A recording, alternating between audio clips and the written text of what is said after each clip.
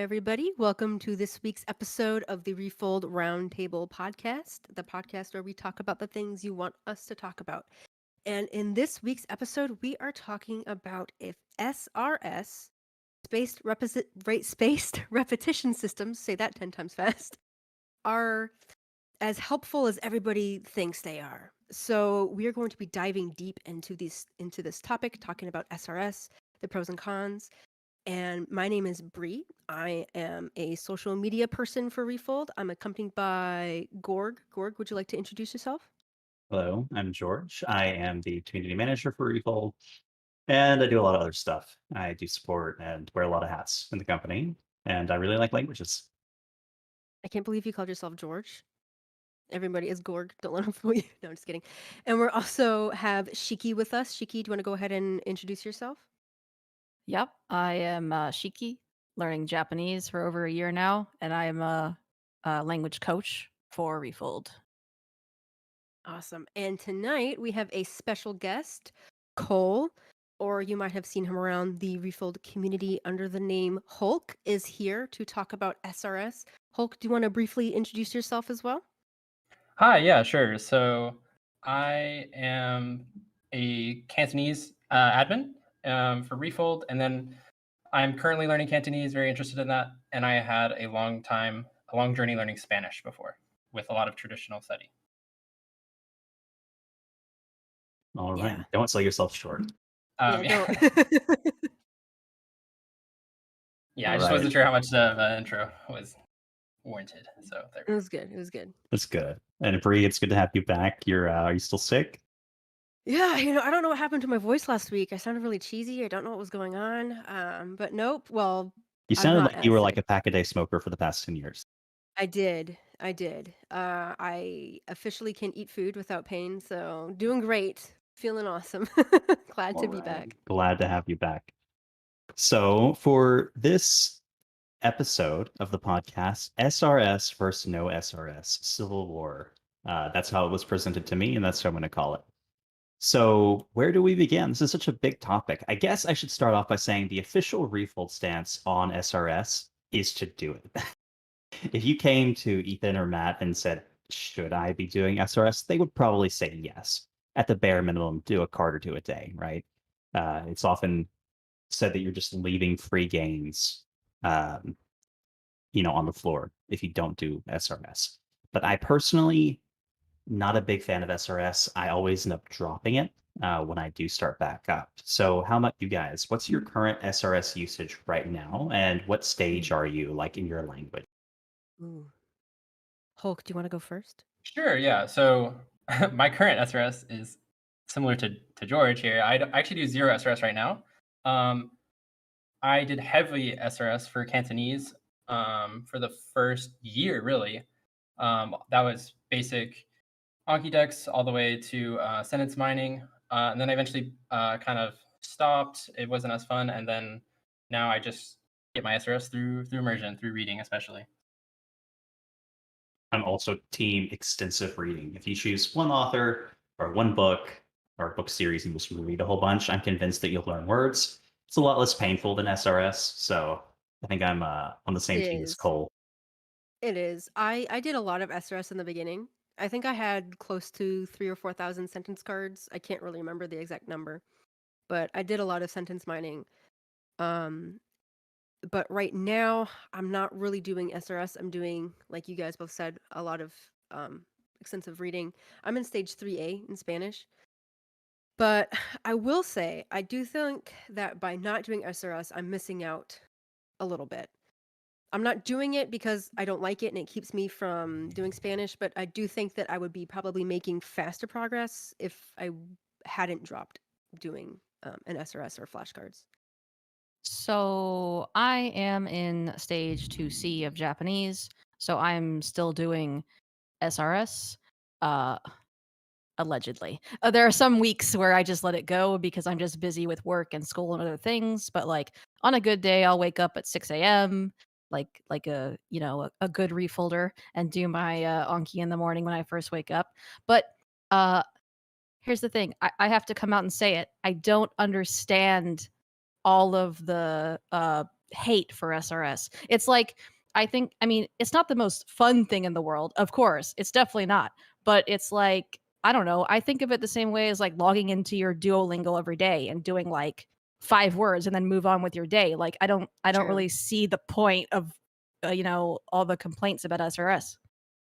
And I guess we should clarify, when we say SRS, we're all pretty much referring to Anki, right? We're not talking, Yeah. no one here is using SuperMemo or Memrise or anything. I used SuperMemo for a little bit, but But generally, mostly what I did was Anki. yeah.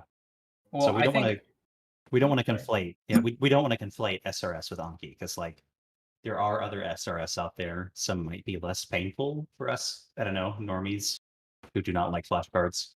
I don't know. I mean, like, how different would the experience really be? Like, you're looking if you're doing sentence cards, right? You have a sentence on the front, the definition of your target word on the back. Even if it's a different system, I feel like I still wouldn't want to do it. So right now, although I'm not a heavy SRS user, I used to be a very, very heavy SRS user. For Indonesian, I used a whole bunch of Memrise back when Memrise was still good. I found the point system, the leaderboard, the mnemonics, like the community mnemonics and stuff. I found those really inspiring, and I found it fun. It was like something I looked forward to doing. Like, to me, it was very gamified. It felt like playing a game.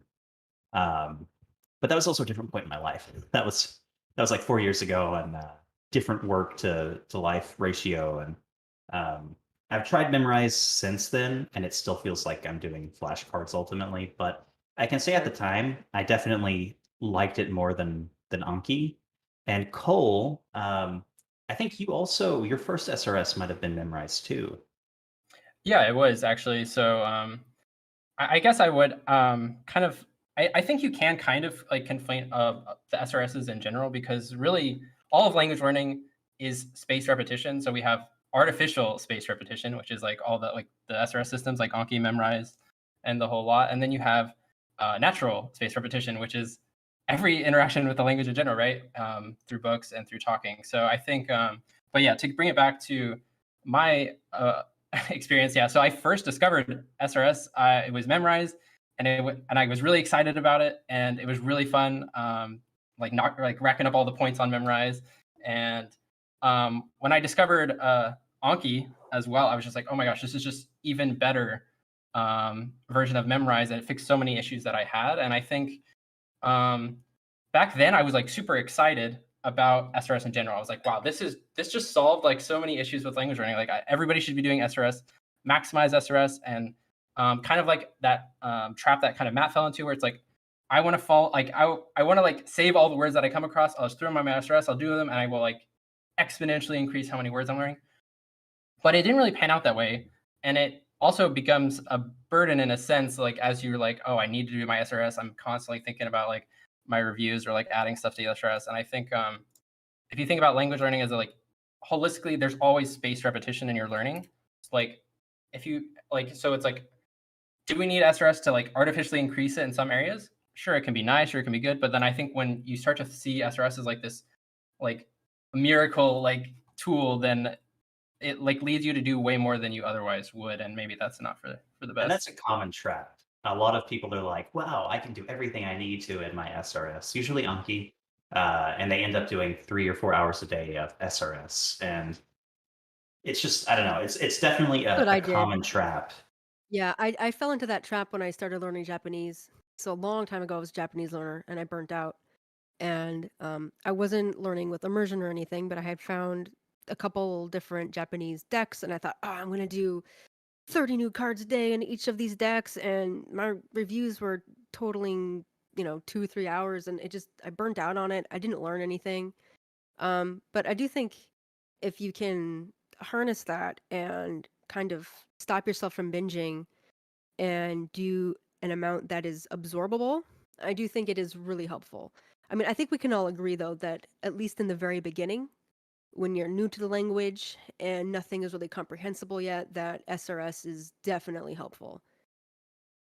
Yeah, I think that SRS follows like a kind of a curve where if you're intermediate and you can comfortably understand YouTube and slice of life, anime or shows, I feel like SRS doesn't feel super useful. It's useful at the beginning when you're trying to break through to comprehension. It's useful when you're more advanced and you're reading books where like these are words that even natives don't know. But you can, and this is going to be a little bit spicy, you can probably learn words without SRS. Like from the very There's beginning. from the very beginning. They've got word lists, they've got non-SRS apps. Like, I don't want to be too spicy, but like drops, maybe even the green owl. I don't know. Like, there definitely Oh, are other ways to get your feet in the door that are not Anki. And the reality is that yeah. SRS is just boring, man. At the end of the day, you're doing flashcards, and I think you can gamify it all you want, and it's exciting for a little bit, but eventually you're going to run into, yeah, I'm just repping flashcards, and that's just rote memorization, and it's not fun. But I do think it's effective. I want to clarify. I think that like if you can stomach it and you don't burn out, definitely do your SRS. I kind of liked it in the beginning. I didn't like it for, I don't like it right now because I'd rather read a book. But back when things weren't really comprehensible, being able to read the sentences on my cards that I had mined and reading those words was a real like confidence booster. And I really needed that when, nothing was really comprehensible. So I think in that aspect, I think SRS for me in the beginning was actually a lot of fun, but there becomes a point when you're immersing and you understand what you're listening to and you're doing Anki and you think, oh, well, sure, I can read this sentence, but I'd rather be reading the next sentence in my book or listening to the next sentence in my show. But I do think that even though there is natural spaced repetition, when you're watching shows, reading content, things like that, I do think that Anki has an edge in that it is like scientific, right? There's an algorithm. Um, you get to see low frequency words more often in Anki than you would maybe reading a book, even if it is a series by the same author. So I think that if I were to do it, like I wish I was doing it right now, but that's I don't my know. take. Like, ever since I started sentence mining, it's like, I don't know. Maybe I'm just like a freak, but Anki is fun for me because it's like whenever I see a card come up that I made with my pretty screenshot and my nice like sentence and everything, it's like a snapshot of a moment in time of my learning, something that got my attention. And it's like, I don't know, it's just nice to see it. I don't know. I feel like I'm like I understand both perspectives so much. I think I agree with Briz that the beginning SRS, I don't even think it's a grind really because it unlocks so much of the language. And I think one reason I would advocate it so much at the beginning is because the quality of your reps through immersion or even a textbook or a grammar resource are just so poor. Like your ability to see the context and the usage of the word and to hold on to really the meaning of the word is so reduced when you have no other words to like really grab onto. And so like beating yourself with the common words with a nice like simple sentence is just very, very powerful. And then you go and then you see it and you're learning, you're like, oh my gosh, I recognize this word. And then later on, I did find like it was super, super fun sentence mining when I started. And I really enjoyed like having that audio with like those favorite moments from like some of my favorite shows. But then like over time, I just find like I'm only excited for the new cards, and then as the reviews build up, I find those cards just mostly kind of boring. Like, yeah, it's fun this first time, the second time, the third time, but then later on, I'm just like, I'm kind of over it. And then you just, I think it's just maybe it's just the algorithm. It's just too much review compared to how fun like new cards were for me. You think that would be solved by like deleting those cards?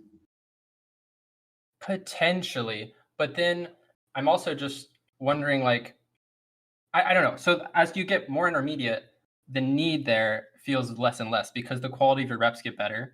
So if you read more, you get more reps with seeing these words in context. Then it just feels like, why don't I see more fresh context instead of that one famous context that I've seen over and over?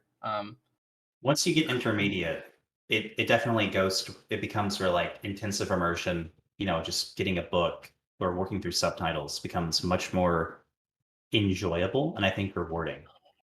Trying to jump into a book with like 0 words known is really difficult, and I totally understand why people are hesitant to do so until they've built up a base. Which it seems like the most common method is just to get an SRS, get Anki, and start sort of like cramming those first 1, 2, 3, 4, even 5,000 words into your head.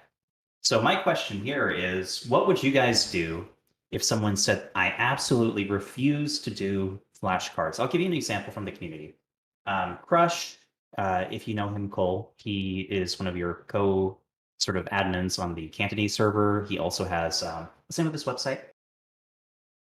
He sells like the books. I forget. It is the Hypelearn.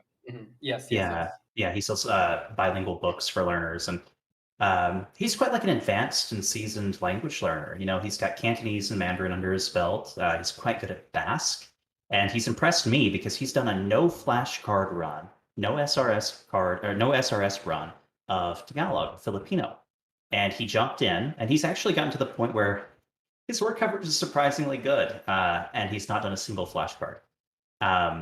So it is doable.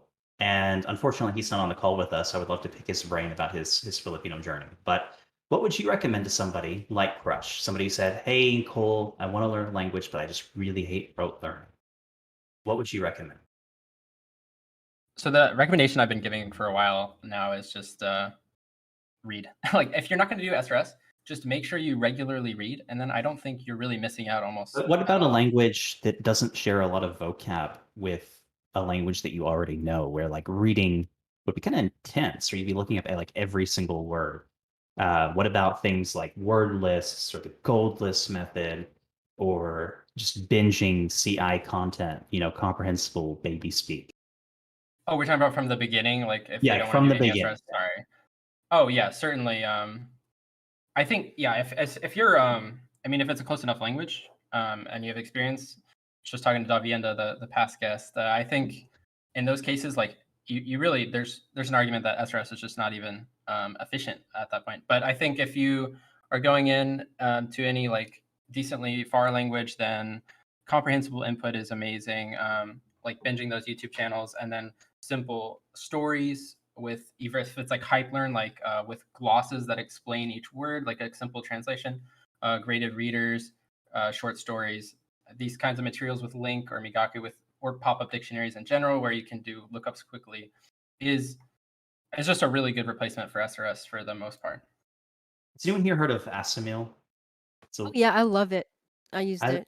yeah, I think Asimil's great. Like it's a little bit of a textbook, but if they sell the course for the language that you're interested in, it's sort of like, I don't know, graded reader / dialogue It's a lot of combo. dialogues, and They they gloss usually have it. like a funny twist. Like there's like a little funny little thing at the end There's of the humor and dialogue. culture notes, and they explain Yeah, grammar. yeah, And I definitely think that there's this tendency within the immersion learning community that like you have to do Anki at the start. And I'm just not convinced that you have to, right? How did people learn languages before SRS was a thing? right. I feel Well, like they had physical flashcards. That's a thing. That is a yeah, thing.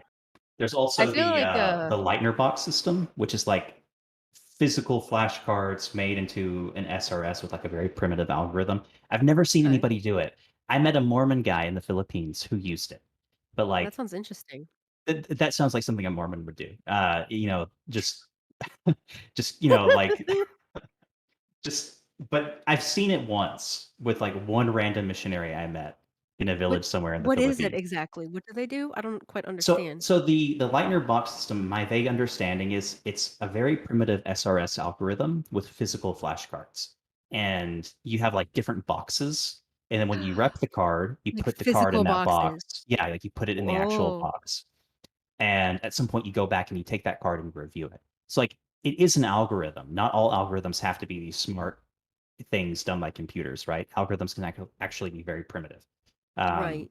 and yeah, and it's just a primitive algorithm that a person can keep track of on their own and do their own sort of space repetition. So I know that it's been used by like Mormon missionaries. I think maybe sometimes like med students. Yeah. Um, it was definitely a thing, probably more of a thing like 20 years ago, before we had so many options like Super Memo and such. Yeah. That's cool. so I feel like there's a trade-off here because it's like um if I said I didn't want to use SRS or any kind of flashcards and I tried to learn a language that was like pretty far from English, I guess. and you told me, okay, go get into these comprehensible graded reader type things, and it's like, uh, that sounds like a worse alternative. I would just rather take the flashcards at that point, because it's like, uh, I don't know. It's like with flashcards, at least it's like, okay, uh, it's self-aware. It's flashcards. You know what you're getting. Like, they're not trying to pretend that they're cool. But it's like with the graded content, like these uh fabricated, strange conversations that are meant to be like really low level.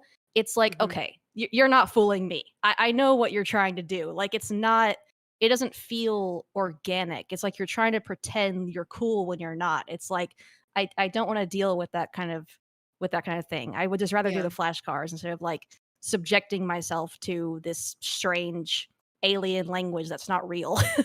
Oh, I actually I'm so kind of agree with with you. Shiki there. Oh, go ahead. Oh, I'm really no, that's fine. I was gonna say, like, I agree with that. That's why I like doing some sort of vocabulary study in the beginning, even if it's not SRS. But I think SRS is just a lot more efficient, um, because it makes stuff that is higher level more comprehensible faster, and it even makes, like, if you're sentence mining, it makes things that are less comprehensible more productive, and I think there's a lot of benefits to that. I think we're like in full agreement that at the beginning the best way is to just grind through an Anki deck or something.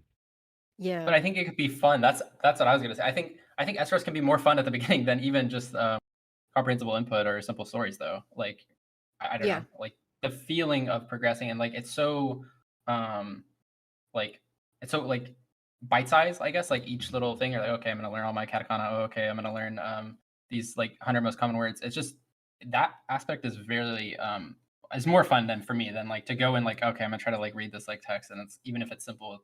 If it's simple, it's yeah, for one, it's super boring and like not very exciting, and then two, it's like it's just really hard as well. Okay, yeah. It's so true. let The me way I did ask you Asmel guys. was actually through an SRS deck. So, like, even though I really like Asmel, I consumed it via SRS because just reading through it was too boring. I've also done a few ASML decks in my time. So let me ask you guys. We're talking about SRS, and again, most SRS systems. That's a bit redundant. Space repetition system. Most SRS things are flashcards, right? Yep. So let's reframe it. Do our flashcards have to be SRS, right? Like Hulk or Cole just mentioned, hey, I actually don't like it when I review the cards too much. So would something like paper flashcards that are not spaced out or something like Quizlet, would they not do the job just as well? Like, does it have to be an SRS? I will say sometimes when I feel like I'm not progressing or if I'm having a hard time concentrating, I'll actually physically write down sentences and books that I'm reading to kind of keep me focused and to help me, maybe learn some new vocabulary. And then I'll review it, like, a couple of times, and then I'll leave it. Um, so that is something that I really enjoy, and I do think that it is helpful. I think it's an interesting question. And it kind of gets at like, okay, so is Anki really like the pinnacle of SRS? Is there different ways we can kind of improve upon that to make it a more enjoyable experience? I think there's two issues. One is like that algorithm where it's like it does feel like it's not quite right, especially with Anki. I think Mm. like later on you're reviewing too much, but I think um some happy medium between like memorize where it feels more gamified, feels more fun. And I think I don't know if like the number of sentence cards that you've made is like enough gamification for most people's taste. I think you can make it more gamified, but as far as like going to physical flashcards instead, I think that's just going in the wrong direction. Physical flashcards are just feel, I mean, I don't think they're going to feel more fun, and they're also just going to take longer and be less effective because you're going to have to review way more things. So I don't know if you had any thoughts about that. Well, so the thing is, do we need to review them that often? It sounds to me like the Yeah. Anki algorithm might over review. I think that's the case. That's what I hear a lot from Super Memo users. Anki's algorithm has been out for what, 20 years now or more? It's been out for a long time. It's SM2. So the most modern Super Memo algorithm I've heard has fixed a lot of that problem. So again, we can't conflate SRS with flashcards, and we also can't Mm. conflate SRS with just being Anki. But the question I have really, I guess, is do we need spaced repetition on our flashcards? Could we simply use something like Quizlet, which is a very fun, it has varying levels of like gamification. Could we not get our first 1,000 or 2,000 words through that? Do we have to have Oh, SRS I telling us, hey, mean, it's time to review this card? If you don't I review it, mean, you're going to get in trouble. again, it's like a trade-off. It's like, do you want the gamification and the prettiness, or do you want an algorithm that works? Because it's like, if you're going to use Quizlet, it's like, what's even the point? Because it's not optimized to show it to you when you're about to forget it, Well, unless that's putting Quizlet a has lot really of stuck with the faith. game. That's putting a lot of faith into Anki's algorithm. And it sounds to I me mean, like yeah. Anki might over-review a little bit. Quizlet, Um, I feel like would be better in smaller batches. I feel like Quizlet would be better with like a mastery approach where you learn a small batch of cards and you really nail them and you get them down really good. And then you get on to the next batch of cards. But I don't think that learning a huge long deck with Quizlet would make a lot of sense, or I wouldn't do it. Hmm. I can. I don't know if I know George knows. I don't know if everybody else knows. Like the Kotoba add-on, and I guess it's just a Discord add-on. I guess where you can run a deck and you can actually compete against other people to type in the reading or what have you for Oh the yeah. prompt. Yeah. Yeah. So I think things like that are like really fun, and they're not flashcards, and they're actually can be competitive. But I'm not sure as like a mainstay of your of your journey, because I think already I already wouldn't recommend SRS like to the whole time. I would just recommend it to like speed through and grind. So I think there's something to be said like for like some kind of other ways of SRS that you can interact with it, but I'm not sure if it's hard to recommend stuff like that that's not so systematic, because then it's like I don't know, most people want to move off of it in the first place anyways. I would agree. And I definitely think that there's something to be said for Kotolabot, for people who are Discord users who can make their own decks. And you can also use SRS in it. It's not turned on by default, but it's a really great way to do like competitive quizzing, I guess. So I know that Hulk has put his Kanto spoon-fed deck into Kotoba, and I've also done the same with the Refold Mandarin deck. Um, so like definitely if you're in a server with Kotoba, like the Cantonese server, give it a shot. But I don't know, for example, a lot of graded readers come with word lists or even, things that are like flashcards. So couldn't you potentially just get a graded reader and get the word list and study it beforehand and then go see them in context? Isn't that more of an actual an immersion based method of acquiring your first 1 or 2,000 words?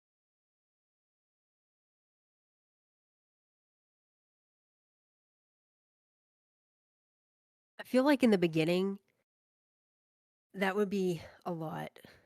Like when I first started Spanish, I hardly knew anything. Um, and I feel like even if I knew the words ahead of time, I wouldn't, me personally, I'm not saying that nobody can do this and that's impossible. Like just looking at a word list and then reading something, I think there would be some element of grinding that would need to happen. Like reviewing them over and over again, looking at them, writing them down, doing something to drill them into your head. If it's, you know, if everything is incomprehensible. That's just what I think. Well, I mean, I think it absolutely can work. I mean, depending on how simple and how if you have enough repetition with enough stories, I would.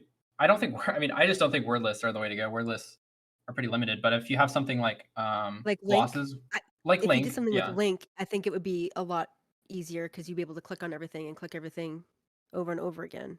yeah, anything you don't know, it's just right there. It's just right there. Or Right. like hype learn, where you have a gloss where just under it you just have like the basic meaning of that word, just instant references. I don't know about word list before you read, but like yeah, I think that method is like totally viable for Now, a lot of speaking of languages. speaking of hype learn, that's really interesting. Uh, I don't know why interlinear texts or having like interlinear glosses is super controversial among like immersion learners. But For those people out there who don't know what interlinear means, do it's essentially inter in between, right? Like in and linear, the line. So imagine like one line is huh? in, say, Latin, And the Okay. second line is a gloss. So a gloss is sort of like a hyperliteral translation into English. Oh, okay. And it used to be pretty common, and it's definitely got a cult following in 2022. But it seems to have fallen out of favor. But I'm not really sure why. Isn't that To what me, Asimil does? Like it has like it's very similar the to language on Asimil. one Yeah, side very and then the similar. translation on the other side? Very similar. I gotta be Asimil honest. just I kind of hate the like way that sounds. I hate that. yeah. So Like again, as a that's the concept. reaction. That's the reaction I would expect from like a person who like follows AJAT or Refold to like the letter. It's definitely not popular in the community. It's like I might as well just watch an anime with English subs at that point. Like what's the point? Like why would I do that? I'm not I gonna mean, it learn sounds like anything. Link, but not having to touch every button. I in mean, the that's before times, before you joined Refold, there was a guy named Edwin, and he was certified para by Matt, and he himself said, "Hey, if you're smart and you go about it the right way, you can learn Japanese with English subtitles." Now that is a hot take. So again, some people really like having that reference or having the gloss. yeah, I think that's probably helpful. I could see I that being think helpful. I think as for like why people don't like it, I think there's two things. One is like there's a kind of a translation aversion in the immersion community that like the more English or like native language that you're exposed to, like the more it's gonna like taint your ability to like acquire the foreign language, which I think is largely overblown. But I think the reason I actually don't like them that much is that it just looks ugly. And it's not like a lot of times I'll just split up the words so you can't like use like a pop-up dictionary or whatever. So I don't know. I think it just looks ugly, but I think it's highly functional. It's like old Link, where like people just thought it was ugly, and so they didn't use it, even though it was like highly functional and useful. It I could just see it being sounds really like useful. Like if you have the self-control not to look at every single word, right? Only look at the words that you need to know. I could And see it again, probably being about as the helpful as Link, but the digital version of this is take Notepad, size it to yeah. be the size of the lines, and cover Okay. the translation if you don't want them, or the gloss if you don't want them. The old I version would be to do the same thing with a piece of paper. Like I think hide it. Yeah. why depend on willpower at that point? Just take it out of the equation. Like why would you even have that To temptation? make Like it lookups doesn't make not any miserable. sense. To make to make lookups not miserable. Because like Have a if you have like pop-up a lot more lookups, dictionary. well, if you're talking like pen and paper, like if you're talking like you don't want to do electronics or something, if you're really old school and you hate reading on the computer, some Can't people don't like relate. looking Well, at. also, pop-up dictionary is not infallible because you could have a word that has a ton of definitions, and then how do they know which one applies? So then that's been solved on. Context. Pop-up dictionaries You're a also new do an learner. awful Context. job with There's no separable context when you words. understand nothing. What about ambiguous You sentences can where multiple are possible? I don't Are know. we talking about just reading material or does this include like a show or something? That's I not. I think mean, mostly I think we were reading talking material. reading, but we can we're talk shows discussing too. reading, Okay. but shows work. I mean, we can talk about how Edwin was a firm believer that you could have English subs and learn. And I actually agree with that take because a lot of people who are binging anime with English subs, they're not studying Japanese. They don't have a foundation in the language. They're not trying to learn Japanese, so of course they don't acquire. I mean, I don't know if is we have the exactly data of people this who have been trying to learn, who did do mm, dual subs or something. I mean, Like this is language why reactor I having both the subs disagree. turned on. Is because I have the experience of watching anime with English subs for years and years and years, and it's like if it worked, I'd be fluent by now.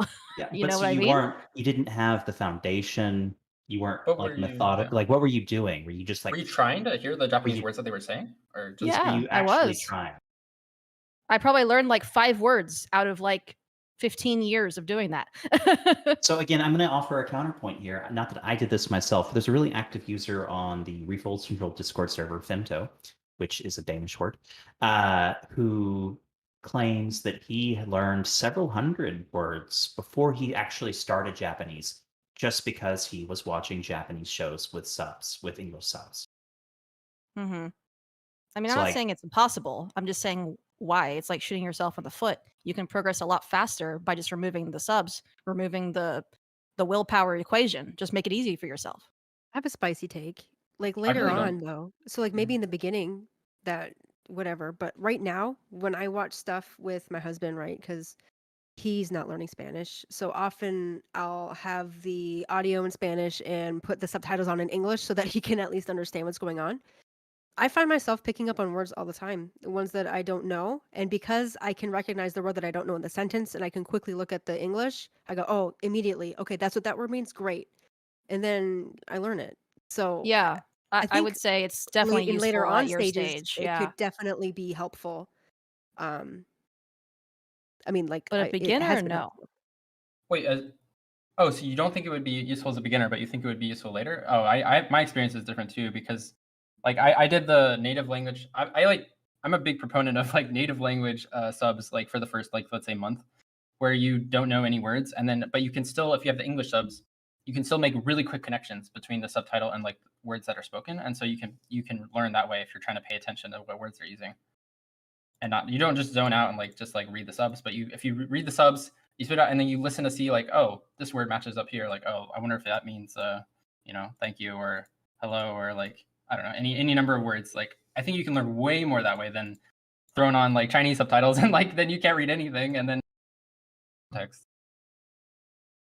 But you can with Chinese subtitles, assuming you're using a tool like Language Reactor or any other sort of like language assisted language, I don't know, meta layer, whatever you want to call it. They Yeah, do but you have put to pinging or ping or something. you'd have to pause though. I mean, yeah, I guess. Or you could just read quickly. As a beginner, like the first month, I don't think you can't read fast enough. There's no way. I think like having just Chinese subtitles like on like day 1, day 2 is like basically having no subtitles. It's basically the same thing. It's, yeah, yeah. I mean, even in Spanish, like for me, starting in the very beginning, even though I knew what the, letters were and whatnot, just because I had, like when you read in English, you read groups of words at a time. I couldn't do that in Spanish. I didn't know the patterns. In It China. was basically not having any subtitles at all. What I would do though is pause them, kind of stop and think, and then unpause and whatever.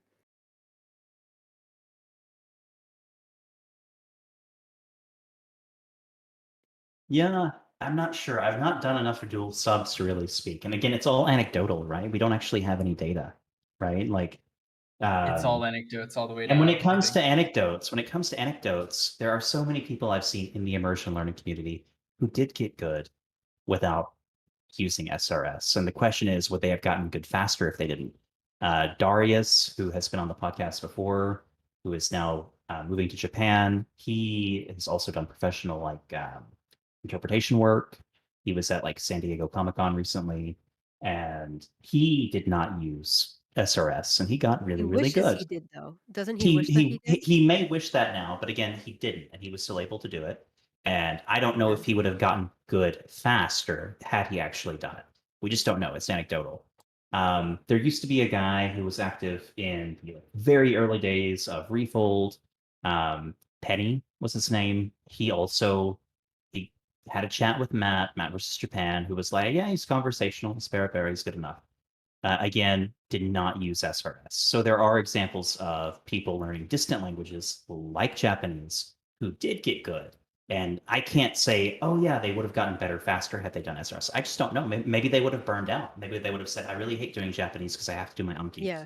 and it's I not mean, fun. anything that I gets in the mean, way of you studying is going to make it take longer. So even if Anki is more efficient, if you don't like doing it and it keeps you from doing it, then yeah, obviously it's a moot Yeah, point. there's like so many factors that go into it. It's like if you compare a learner who did no SRS to a learner just a random learner who did do SRS, it's like there could be many, many differences between them and not just whether or not SRS was used. It could have been like the person who did not do SRS has immersed 6 hours a day for a year, and the person who did do SRS maybe immerse 2 hours a day for a year. Like there's too many differences. Like you would have to make like a one-to-one comparison to really know. Like yeah, all it's all elements the same. and there's no way to actually do like an actual proper controlled study of it. Mhm.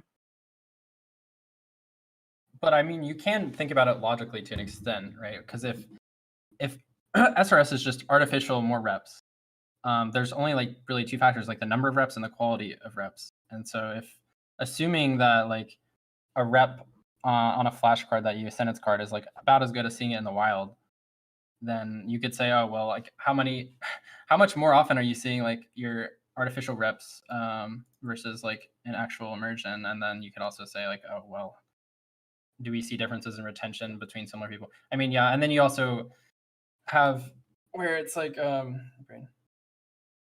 mean, like at some point, like the quality of the reps later on is gonna like, sorry, at some point the frequency of like the information that you're studying is going to be so low that it's easy to make an argument for that as well.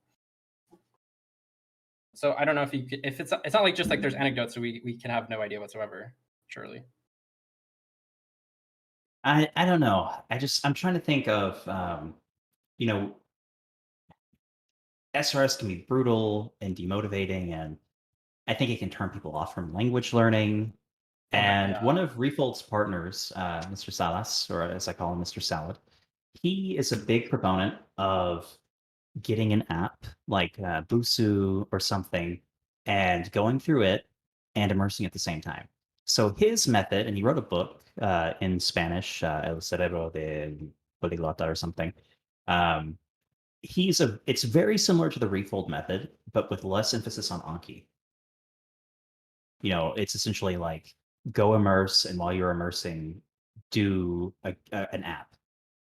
And to me, that seems like a reasonable way for like normies, people who are not super duper enthusiasts, who have a lot of like patience for free and open source software or grinding, to learn the first couple thousand words. And then once you get to where you can just reasonably read and do intensive immersion, I don't really think you need to keep doing Anki. It's like, or SRS, it falls off. So how do you guys Yeah. feel about that? I mean, That makes sense to me. I'm into it. I'm like I think that's a great way to get people into doing it, especially if they find SRS or Anki especially scary. I know I was one of those people that found SRS super intimidating in the beginning, and I did Lingo Deer for Spanish, and I think like the first 3 levels or something of Duolingo while I was immersing. So I basically did exactly that.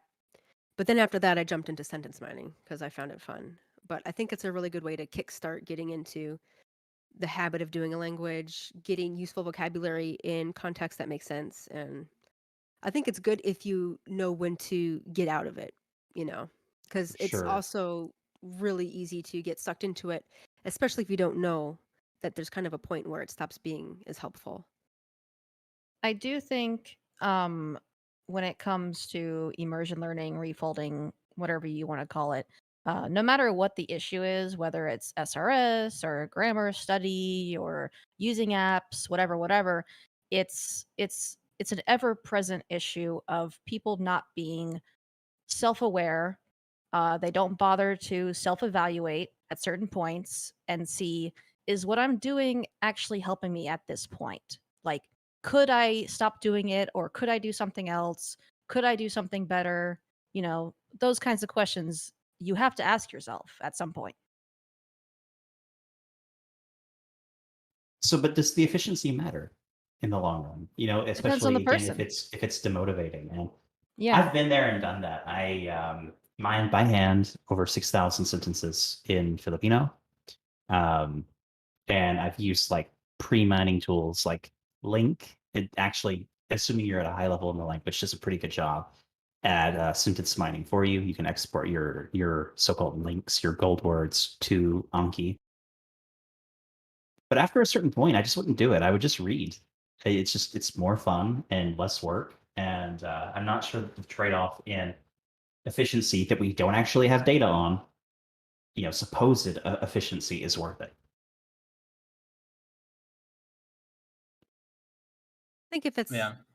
a couple, like, 10, 15 minutes out of your day, later on stages. Like, are we talking the beginning stages or later stages or the whole thing? So in this case, I was referencing like the later stages where like you can read Yeah. a whole bunch and do extensive reading. Yeah. Yeah. I mean, Yeah, I assuming mean, I'm it's just not doing not it. Go fun. ahead. Oh, go ahead, Bruce. No, it's cool. Go ahead. I think assuming like that you don't get a lot of enjoyment out of your flashcards, like something like Shiki, then in that case, I do think people should just right now the general assumption across like immersion learning communities is like SRS is more efficient. So if I can stomach it, I should get in that extra 15 minutes. But like what if that extra 15 minutes, 20 minutes is like really kind of bums you out, and it's like you start your day off and you're just like, oh, I gotta do SRS. I don't know if that's. I see a strong argument for later on where it's like you don't need artificial reps so much, and like if you don't enjoy it, then like why do it? I don't know if it would even be more efficient, like George is saying. I totally agree. I can agree with that for sure. You have to do some self-evaluation once again, see, what works for you. I think self-evaluation is part of. It's hard to do perfect self-evaluation though, because people will be like, Yeah. yeah, I feel like I'm holding on to these words a lot more, but like it's hard to see like, oh, would I have like learned this word otherwise like just as well, or am I progressing like slower than it's hard to like think about the counterfactual, like so self-evaluation is part of it. I think self-evaluation is probably more helpful for like enjoyment though.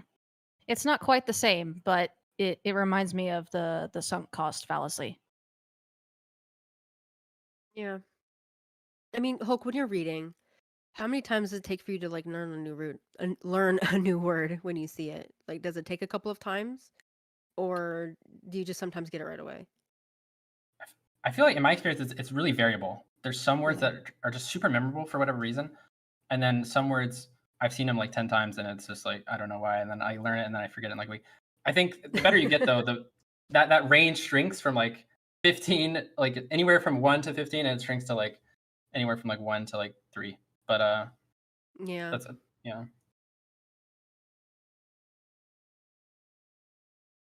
Yeah, it's definitely tricky. But again, I'm not sure. They've got people grinding Anki, and I'm not sure that after a certain point you wouldn't get that same benefit just from having read more, right? And again, choosing what you immerse in, I think, is really important when it comes to these things. Krashen talks about narrow input, narrow reading. Um, and I think that extensive reading, because also there's a certain subset of immersion learner who they don't want to read things that are level appropriate. When you say, look, you only need to look up 2 words in this page, a lot of people are like, but I'm not learning anything. And I really think you are. I think those are actually the times where it's easiest to learn the words that you don't know because they stand Yeah. out. And Yeah. it's just easier. You can finish, a small light novel, 50,000 words, if it's in a domain that you're familiar with. When you have a whole page of context for one unknown word, I think it does make it a lot easier to remember that word. When you have a page full of tons of unknown words, I think it can be really overwhelming. I mean, that's been my personal experience. This is like reminds me of something that my girlfriend Emmy always talks about, where she talks about the importance of like input versus intake, and a lot of people kind of obsess over like how much input you're getting, but if it's not comprehensible, understandable, compelling, then your intake is so much lower. It's And I true. think if you like harken back to the SRS, like with intake, I think at the beginning your intake's so much higher with like SRS from like the early stages, but then after a while, like your intake might even be better from just immersion. So then it gets hard to justify SRS the later you go on. Yeah, I don't know. Definitely when it comes to input, I think that extensive input in something that's comprehensible is not valued by the community. I see it a lot where they come to me for advice, and I'm like, hey, it's totally okay to read something easy. They're like, but it's too easy. I'm not learning words. It's actually you are. And my example, I used to live in Mexico. My Spanish was not super great. It was passable. Like I could go to the doctor and survive, which is a surprisingly low level, by the way, guys. I did some like research into like CASA testing for like the U.S. government, and like uh, it's a very low level to survive. It's not a brag. One of you have a friend who says, "Oh yeah, I learned enough to survive in a week in the Netherlands." Great, but when I came back and I discovered Refold and Bree, she was like, "Get this book by it's called Hola Lola. It's like really easy." And I read it with a friend who at the time was going on a trip to Mexico, and it was just super duper easy, like a total beginner book, very easy. And it's about like a fat, bald, giddy, like European, I don't know, British guy who goes to Spain, and very common trope, I think. It was easy enough that I actually noticed things. So one thing I had not acquired at that point in my Spanish journey was the personal right? So like whenever there's like a direct object that's a person in Spanish or whatever, you put right, after the verb. And I had just never acquired it. But when I read Hola Lola, and it was super duper easy, and I wasn't like trying to figure out unknown words, I was able to better pay attention to some quote unquote basic grammar. So I definitely think that extensive input with things that are level appropriate and easy are not valued by the community at large. Everybody wants to have pages that are totally unknown. They want to do 100 lookups per page. And I think there's something to be said for like input that is very, very comprehensible. Even when you understand the words, there might be subtle things in grammar that you just don't pick up otherwise when you're distracted by the unknowns. Yeah, I also don't understand the obsession with trying to consume things that are insanely above your level. Like I totally get trying to consume things that are just slightly above to just, incrementally challenge you, but things that are just insanely hard, I don't get it. Unless you have some kind of like uh really big interest in whatever it is. That would make sense, but just doing it just to do it, like I don't get that either. Yeah, I have a really personal experience with the consuming content that is like easy, but like getting a lot out of it.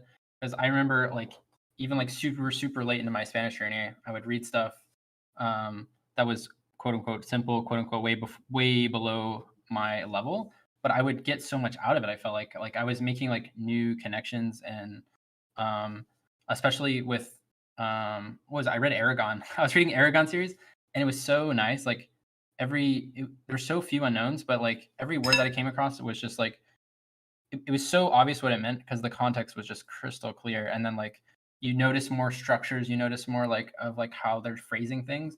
And I think it's like when you're starting out, you can only focus on like the core meaning of things. And then as you go on, you have more and more brain power to like think about like these other factors of like phrasing and like how the sentences are put together and like why this grammar structure is used over another one. And I think that kind of isn't really valued, like you said. And people, I mean, I think the broader issue is like, yeah, people just consuming way too much above their level because they think it's going to be more fun or compelling, which I find like the easier stuff that you understand is way more compelling in itself. I think that's where you're Yeah. going to get the SRS effect, is reading stuff that's quote unquote easy for you. Because that's kind of what you're kind of making Anki do for you, right? Like every single sentence that you see is one you've seen before, and then you reread it. Well, if you're reading stuff that's easy for you, you've seen a lot of that stuff before. You're reinforcing that stuff like you would with the SRS. But then you'd also get the grammar concepts as well in different contexts.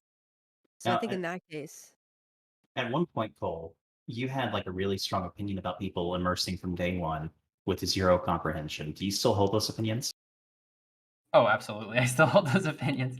Like we kind of dance around a bunch of them, which is like one that you should use like native language subtitles like from like day one for a while, because I think if you jump into a language that's not very close, like then it's just like it's almost so I just feel like it's a waste of time because you could be doing, because I think your intake is just like almost zero.